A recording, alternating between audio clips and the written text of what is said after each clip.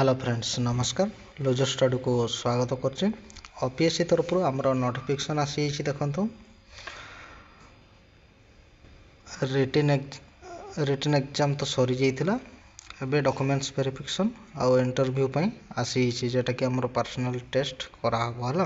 Total 10 जन को selection करा हिची। 10 जन रो 5 जन महिला पोस्ट थिला हमर देखंतु lecture in zoology documents verification आउ इंटरव्यू पई नोटिफिकेशन आसी 27 डिसेंबर 2024 रे हमर डॉक्यूमेंट्स वेरिफिकेशन आउ इंटरव्यू होबो। हमर कमिश्नर ऑफिस जो अछि कटक रे डॉक्टर पीके प्रजापति रोड कटक सेठी हमर इंटरव्यू होबो। टोटल 10 जन रोल नंबर अछि देखंतु चेक कर दियंतु। आउ 27 तारिख दिन तो होबो हमर 27 डिसेंबर 2024 रे टीम 1 ही करिवे। रिपोर्टिंग टाइम हो 8:30 रे डॉक्यूमेंट्स वेरिफिकेशन 10:30 रे इंटरव्यू हबो। क्लियर हो गला तो जो भाई बणी मैंने भी जानना तांकर टिके जणी दियंतु। तो कौन कौन डॉक्यूमेंट्स नहीं कि जीवे से विषय रे देखिदेबा आबे आमे देखंतु। हार्ड कॉपी जो थिला ऑनलाइन करथिले से हार्ड कॉपी टी नहीं जीवे। अटेस्टेशन फॉर्म से माने अटेस्टेशन फॉर्म आउ बायोडाटा फॉर्म से माने साइट रे दे दिछन वेबसाइट रे सेटो डाउनलोड कर देबे। मु तळे लिंक दे दोछि सेटो डायरेक्टली जाई कि आपण अटेस्टेशन फॉर्म आउ बायोडाटा फॉर्म डाउनलोड करिवे किछि असुविधा नै।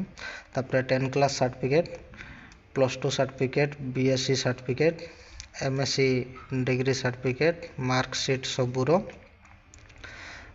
हला।